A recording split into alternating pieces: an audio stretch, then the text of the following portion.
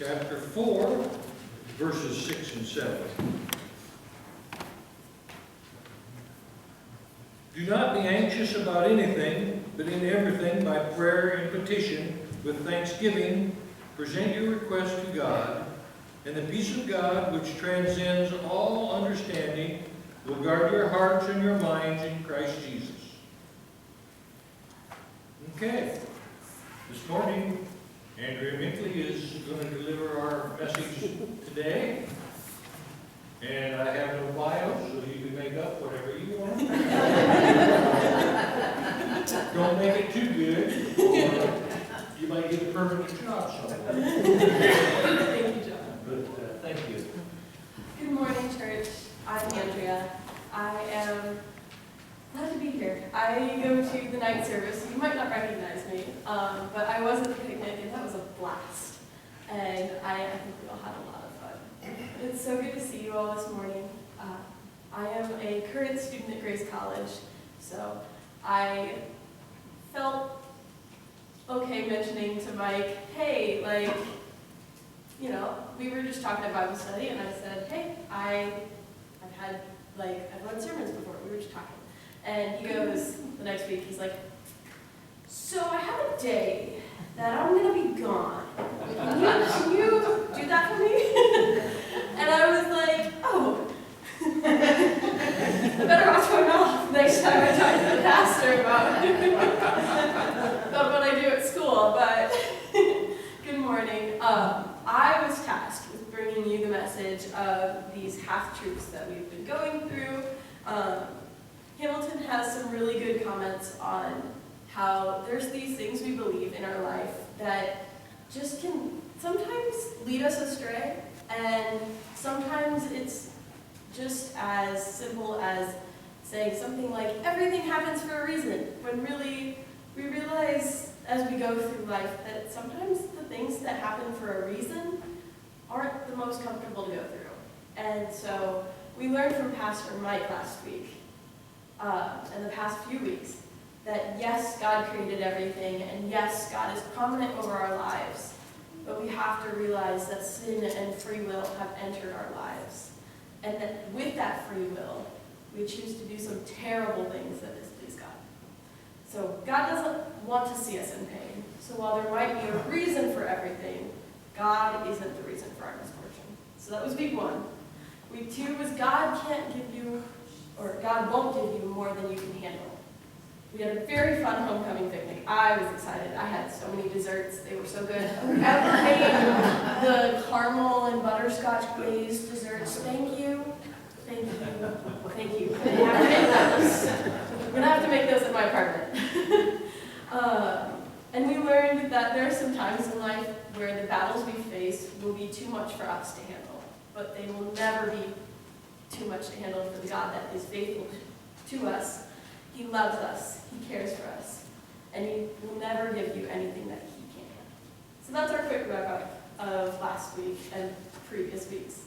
This week, we're talking about how the half-truth of God helps those who help themselves. And I don't know if you've heard this before. You may have not.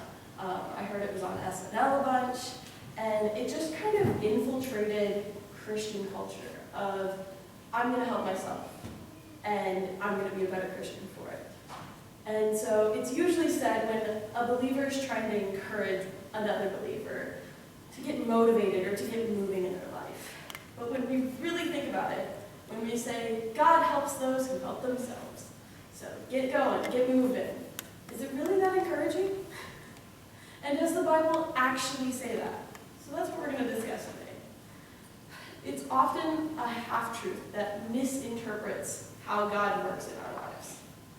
And saying you have to get up when you can't get going. And you have to move even when you have no clue where you're going. And this mentality can lead us astray from the God that created us to a God that we no longer recognize. So today, we're going to discuss why this half-truth can actually be a little harmful to your faith. And so, to introduce this subject of God helping those who help themselves, we got to kind of ask ourselves some questions. And I have 3 questions for us. So, where does this come from? You might be like, well, why has this thought infiltrated our faith? And I did some research. It was really interesting because it actually stems from Greek mythology. And, I went to school as a kid. I thought, oh, Greek mythology, that's kind of cool. Like, there's, like, Percy Jackson and all these little kid books that you read, and you didn't really think about the whole God thing. You didn't think about how these people were worshiping a God, a little g God at that only helped them when they helped themselves, when they were at their most powerful, when they were at their most faithful. And, that was okay for the Greeks. They believed that, and they took that, and they surrounded the Christians at that early church time with that thought. And they were at their most worthy, most powerful when they were being blessed by the God that they served. And truth is, that's not how our God works. And it might not make sense as to why something so prominent in Greek culture would ever infiltrate our faith. Because it's two different things, right? But that kind of leads into my next point of society's constant push to be doing something. And we all have this innate push of oh, I gotta be productive. I'm sitting at school the other day and I'm consistently trying to do something. And it wasn't until the reminder of my friends and my family that they're like, hey, you've got a lot on your plate. Don't overwhelm yourself. And it hurts. It hurts when you hear that. You want to be doing something because you want to feel fulfilled. But it doesn't always go to plan. And so that feeling isn't always wrong. We were made to serve. We are made to honor and be in a relationship with God. So with that, we're kind of made to be doers. But sometimes we take that a little too far. And we constantly put this expectation on ourselves that we can't rest. We have to be on mission. We have to be constantly doing things to further the kingdom. And we have to be constantly working to be the best human we can possibly be, so we are worthy enough to be in the presence of Jesus one day. And it's an intoxicating mindset. You want to be productive. You want to be good for Jesus. But that mindset can steer us away from God and what He has given us and how He will always provide for us. And so, I'll be honest. A year ago, when I was consistently trying to give my life to God, I was leading worship. I've been leading worship for 8-9 years at my other church every other Sunday. And I was giving all I could to the food pantries because I had been there when I didn't have enough food. And the people around me provided for me. And so I wanted to do that. And I was trying to be the best student on campus. And I was trying to be a campus ministry leader. And I was trying to do all these things. And while those things are good, and all of the different things that I was doing, I wasn't taking time to rest. I wasn't taking time to be with God. One thing that I've learned in the past few years is that if you're not filling yourself up with the Lord's presence, if you're not spending time with Him, how are you supposed to go and fill others up? And a lady at my Delight Ministries, she brought that up to me, and it's a women's ministry I lead. I was the team director, but I realized last week I had a lot of worry on my plate, and I stepped down from being that to a prayer and worship coordinator, and focused. And it felt good to just be able to say, hey, I've got another team director that I can leave. She can do this. I'm going to be there to support her, and I'm going to humbly step down from my role as team director and just pour into prayer and worship. And I thought for so long that I had to be this perfect Christian before the Lord. And I don't. And that is the truth today, that we don't have to help ourselves. We can be a part of God's kingdom and not be perfect. And I wasn't taking time to be with God, right? But I was still doing all these things. And it sucked because I got home and I was just burnt out. I'm still feeling that burnout from years of being in college. But that's not the relationship that I want with God. I don't want to be asking God every night, hey, can you just put me to sleep? Because I got up at 8 a.m. the next morning. I can't be, like, I have work the next morning. I have class the next morning. I can't be so worried about this right now. Can you just put me to sleep? But that was me crying out to a God I was trying to believe in, but wasn't taking time to sit and talk and think and rest in Him. There's also a Bible verse, 2 Thessalonians 3:10, where Paul's talking to the church of Thessalonica, and he is saying, hey, for when we were with you, we would give you the command, if anyone is not willing to work, let him not eat. And the passage around this talks about being idle in your faith, and it really is impactful. And that's also where people get this mentality of, I have to be consistently working from, because if we don't work, we don't have food the next day. How are we going to provide for our kids? How are we going to be providing for our friends? And many of us interpret idleness as laziness. And in parts of it, it does talk about how Paul is saying, hey, you gotta stop just sitting there. You gotta stop just meddling in other people's business. But I want to challenge us to a different way of thinking about this. Is taking the time to rest from the busyness of your life so you can have a moment of peace with God and observe the provisions He has made for you. Is that really being idle in your faith?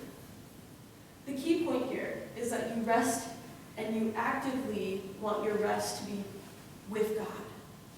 And you want God and Jesus to be a part of it. You want the Spirit to be a part of it. And you want that relationship with God. So my second question today, is this really who God helps? And yes, while God blesses those that help themselves, it's not because they help themselves. It's because He has provided this blessing over His people that I will help you in your trials, in your tribulations, in your pain, in your heartache. I will help you. And there's many instances where God helps the poor, the needy, the helpless. And I don't know if you've been there, I've been there, where I've been poor, needy, and helpless. But it's the love and compassion that people of God bring. And it's the compassion that God brings through His people around you that you feel loved, that you feel good and blessed. There's quite a few verses, and I can list them all if you want to take notes. There's everything from the Old Testament to the New Testament, where God talks about how He is helping the poor, the needy, the helpless. Hosea 6:6, Leviticus 23:22, James 1:27, the chapter 25 of Matthew, chapter 10 of Luke, Galatians 5:6, and then Proverbs 10:4, 21, 13, 19:17, and 22:9. And those are just a few of the verses that I found as I was doing research and getting into the Word, of where God speaks life into the people that are helpless. And God speaks life and encouragement and help into those He serves. And that's weird. God serves us, right? But we serve Him back. And it's that love that we share. These few verses exemplify His love and compassion through His holy power, through Jesus, that we are called to give each other because of the holy command. And Jesus' love, of course. And I did want to share something so powerful out of this book.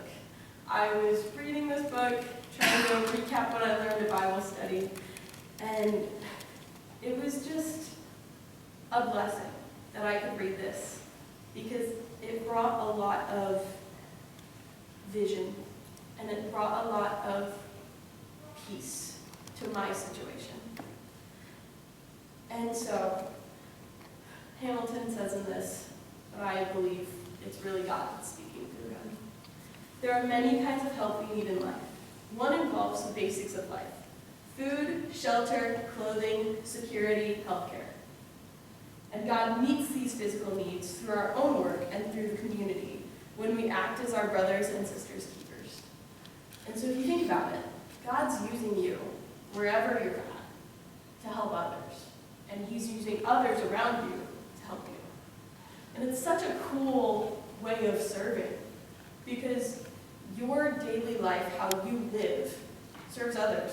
Whether you want it to or not, you could be doing something awful and God could still use you. But he blesses those who serve him. And another part where Hamilton talks about how we are the helpless. God is the God of the hopeless cause. The God who loves sinners, the God who walks with us through our darkest valleys. He's the God who brings light into our darkness and helps us find peace amid our times of anxiety and despair. God rescues and redeems and forgives. We receive blessings from God, even though we cannot earn them and do not deserve them. Even when we have made a mess of things and can't fix them, God extends mercy to us. There's a word for God's mercy toward those who cannot help them, and towards God who can, God's mercy towards those who cannot help themselves. We call it grace. And so it's kind of ironic. I go to Grace College, and I've been living this theme that people tell me every time, every year. They're like, God gives us grace. Like, we have grace, and that's why we're called Grace College. And I didn't really understand what grace meant when I got there. But seeing the provisions through my life, seeing the mercy and blessing that I get to go to college in a time like this, I felt blessed, and I felt loved, and I felt grace. And so the last question we can ask ourselves is, why is it still a theme today? And I have 3 points in this. It's because we don't always think or research for ourselves. And I found myself in this. I don't know if you found yourself in this. But while we're called to learn from others, pastors, teachers, and rabbis, we're also created to think and interpret for ourselves. Otherwise, it can be easy for us to follow the false teachings. I've seen so many churches crumble over the past few years as I've been integrated into this churchy, Christian campus atmosphere with Grace. And I've seen so many churches fall because there are people that are going there that are just so encapsulated, but they're not thinking for themselves. And then when that pastor turns out to be someone who is evil and conniving, they lose all sense of hope and faith. We also don't always include God in our decisions. I had a professor who really touched on this when I first started my accounting courses. He brought up how his story was every time they would make a decision with their money, with their even idea to have children, they would bring it to God and they would say, God, is it time for us to do this? How should we spend our tithe? How should we be giving? Should we be having more children? He had 8 children. So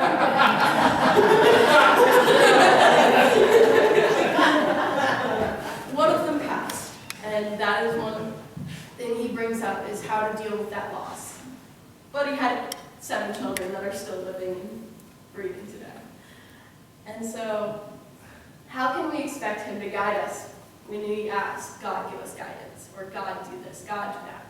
How can we expect him to do that when we don't think about him before the decision is made? And so, we really want to believe as well that our works get us a relationship with God. And the truth is, our works are just tiny fruit in his hand. We do our best to be a good Christian, but he really wants is us to have faith that he's going to provide and that we would connect with him. And so as we kind of wrap up, I have 3 prayers that we can say to just help us pray for the right things, that we can be asking God for that love and that grace. And I also have 3 little pieces of advice as you go throughout your week studying the Word. And it can be hard to have faith and pray to a God you can't see. So here's 3 prayers that start making that connection with the almighty, loving Father in our lives. And you have to know, these prayers have to come from a place in your heart where you desire to be with God, the helper, the healer, the Father, and almighty advisor in your life. And it starts with your heart's desire to know, honor, love, and have a relationship with Him. You also have to be willing to open your heart to everything and lay it at His feet. And they're just 3 simple prayers that I felt were put on my heart of, God, I need this. I want this. How can I serve you better? So the first one's about trust and faith. And it says, God, I can't do this on my own, no matter how hard I try. Please enter my heart and life, Lord. Show me how to trust and have faith in you. The second is about your purpose. God, I want to serve you, but I will humbly admit I do not always know how. Show me how I can help you and help those in need, Lord. Break my heart for what breaks yours, so I can serve your people and your purpose. And the last is about love. God, I am not very good at being compassionate to your people. Clean